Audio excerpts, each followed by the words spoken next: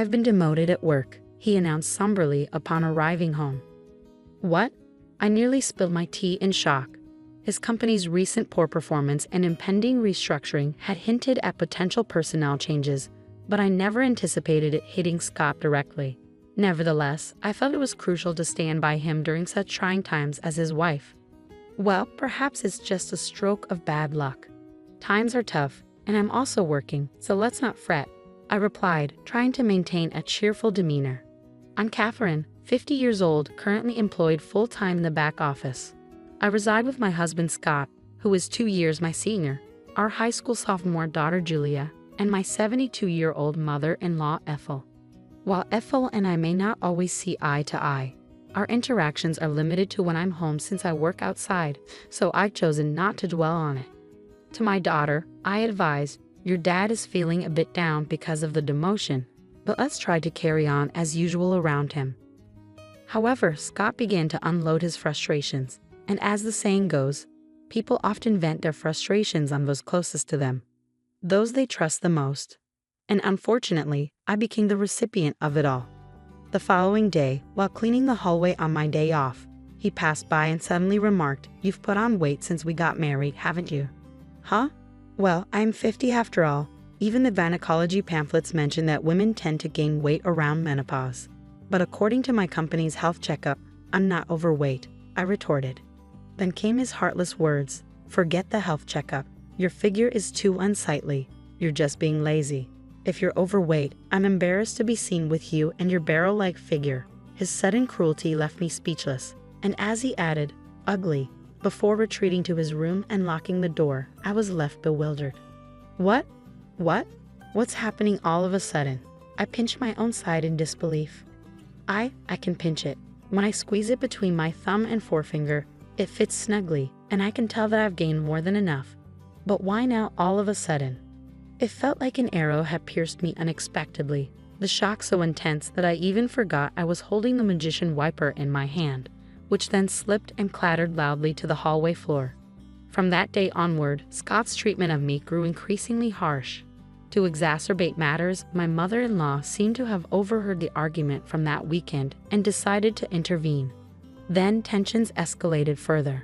As I ascended the stairs with a basket of laundry intending to hang the clothes, my mother-in-law awaited me not at the bottom, but at the top of the stairs. She would make remarks like, "Oh, how dreadful. If only you weren't so overweight, we could pass each other on the stairs. I wouldn't have to wait here because your obesity restricts the space for both of us." Moreover, during dinner when I served fried chicken, she'd comment, "Isn't this what's contributing to your weight gain?" and promptly remove my plate. Instead, she'd suggest that only the 3 of us who weren't overweight should eat. My gynecologist had mentioned that after middle age, one tends to either gain weight or lose it, yet my mother-in-law remained on the thin side. She was as slim as a dried-up tree, but I managed to tolerate her incessant taunts. Such annoyances had become routine, so I had grown somewhat accustomed to them. What truly wounded me, however, was my husband's behavior. Since that incident, Scott ceased speaking to me. There were no expressions of gratitude or compliments, not even when I served him breakfast. He simply ate in silence and then left the table. He would enter and exit the bathroom without uttering a word. Though we still shared the bedroom, he would merely turn his back to me and immerse himself in his smartphone. I couldn't bear being treated as though I were invisible. One night, summoning my courage in the bedroom, I asked, "Is there a reason you're ignoring me?" His response was cold. "Not really, but I prefer not to engage with anyone other than humans." He continued, "I don't want to be associated with a family member who is this overweight. If you truly care about me, you'll shed some pounds." What? His words left me disheartened. But it's inevitable with age, you understand that, don't you? Even though I walk 1.2 miles for my commute, I'm doing my best in my own way. Despite my efforts to combat the weight gain that often comes with aging, he coldly turned his back, dismissing my struggles. "If you're not seeing results, then it's as if you're not trying at all. Don't speak to me anymore." And with that, he truly stopped acknowledging my presence. Meanwhile, my mother-in-law persisted in taunting me about my weight. Whenever meat, fruits, or rice were served, she'd question, "Are you permitted to eat that? Do you realize?" Eventually, I found myself restricted to salads and boiled vegetables. Scott remained silent throughout, merely moving his chopsticks without a word. It seemed my marriage was nearing its end. During my spare moments, I began packing my belongings. If this was the treatment I would receive from Scott, perhaps it was best to disappear altogether. When I confided in my daughter, saying I'm considering moving back to my parents' house, she sympathized. I understand. I witnessed Grandma and Dad always picking on you during meals. It's painful to watch. I'll come with you, Mom. We can stay with your parents and I can still attend high school from there. And now, tomorrow marks the beginning of the demotion I've been anticipating, right after the winter break. Scott approached with a smile, suggesting, let's all have a drink, just this once. Tomorrow, life without subordinates begins for him. I pondered whether he found this situation unbearable. However, by now, I had lost the will to play along. Even his forced smile grated on my nerves. Scott piped up, let's enjoy a nightcap with dinner. I'll whip up some wine spritzers. It might have been the first time he had directly addressed me since the demotion announcement. He continued, Julia can have juice, and I'll fix you a wine spritzer too, Catherine. He then placed the prepared drinks at 3 spots on the table. Odd, why the sudden change? As Scott momentarily turned his back to search for the TV remote, I discreetly sniffed the drink he had poured. What? I detected a faint scent, unmistakably familiar. I knew it from my own culinary endeavors. How could he even think to serve me this? I refused to tolerate it any longer. Between my mother-in-law's constant harassment and my husband's neglect, I had reached my limit. The sight of the wine spritzer pushed me over the edge. Scott, could you please grab the camembert cheese from the fridge? It's from the local dairy farm, and it's absolutely delicious. I'm grateful for this family time. Would you mind fetching it? I requested, hoping he would contribute at least this much to our moment of togetherness. As Scott made his way to the fridge, I took the opportunity to swap my drink with the one on the seat to my right. It was Ethel's seat. Upon his return with the cheese, I announced, now that we have our snacks ready, I'll go fetch Julia and mother-in-law, loud enough for them to hear. Dinner's served. The two of them joined us in the dining room and took their seats, creating an appearance of a typical family dinner. Except, I didn't have any meatloaf or cornbread salad. Instead, we had stewed chicken soup, camembert cheese, and wine spritzers. Julia opted for juice. Let's dig in. Julia broke the silence, while Scott and my mother-in-law remained silent. I took a sip of the wine spritzer Scott had prepared, noticing him watching me closely. With a smile, I remarked, yeah, it's quite good. Huh? Scott muttered something under his breath, but I chose to ignore him. Instead, I focused on my salad before taking another sip of the wine spritzer. Suddenly, a stream of red liquid shot out from my mother-in-law's mouth, resembling Godzilla's fiery breath. Wait, Grandma, what happened? My daughter exclaimed, rising from her seat in surprise. Some of the liquid splattered onto her salad. Did you choke? Are you okay? Julia quickly fetched a towel and returned, offering it to my mother-in-law, who wiped her mouth. However, her reaction was one of disbelief. What? What is this? Grandma, your mouth, it looks like spicy cod roe, my daughter observed, growing increasingly concerned. Hey you! He put it in my drink, my mother-in-law shrieked, attempting to grab me, but I coldly brushed her hand away. It wasn't me, Scott made it, I stated firmly. This dismissal, coupled with the revelation of Scott's involvement, seemed to stun her. What? My mother-in-law screamed, her lips still stained with sauce, before turning to glare at Scott, who was visibly trembling. Leaning towards him, I exerted some pressure by resting my hand on the table. You thought you could sneak it into the wine spritzer, didn't you? I could detect it slightly because I've encountered it before. That was a dash of hell, wasn't it? I confronted him sternly. A drop of hell? I picked it up at the food fair in Alabama. It might not be as renowned as death sauce, but with its subtle lime undertones, I found it more appealing for its homely flavor, I explained. That hint of lime was what I detected, indicating he had added a significant amount to the drink. My mother-in-law likely didn't notice due to the wine spritzer's aroma, or perhaps she mistook the lime scent for part of the drink's flavor.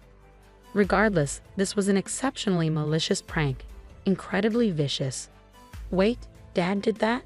Julia's expression was one of disbelief. I actually intended for Catherine to have it, Scott admitted. You should switch it with yours. Even if my mother-in-law is foaming at the mouth, it's out of line. Just because she realized it was meant for me, she wants to pass it off to me. I'm not touching that dangerous concoction, I asserted in a hushed tone, maintaining pressure on Scott.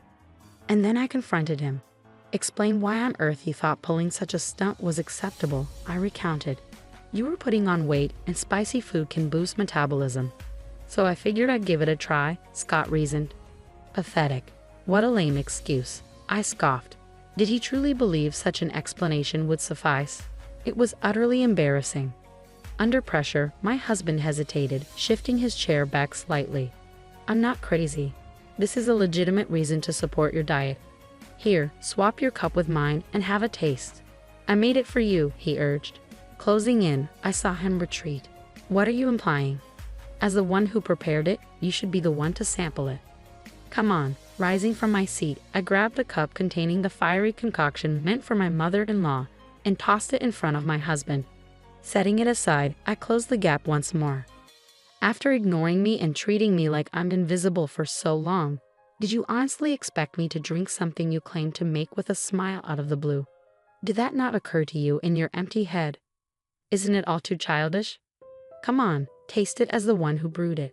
Take some responsibility, I asserted, slamming the table. At the sound, my husband, perhaps hoping to evade further confrontation, rose from his chair and stepped back. Amidst the tense silence, a soft voice broke through. Both my husband and I turned to the source. It was our daughter, Julia. She began to speak, her words sounding strained as if she were forcing them out.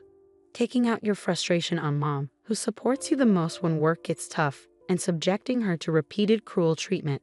It's like a childish prank.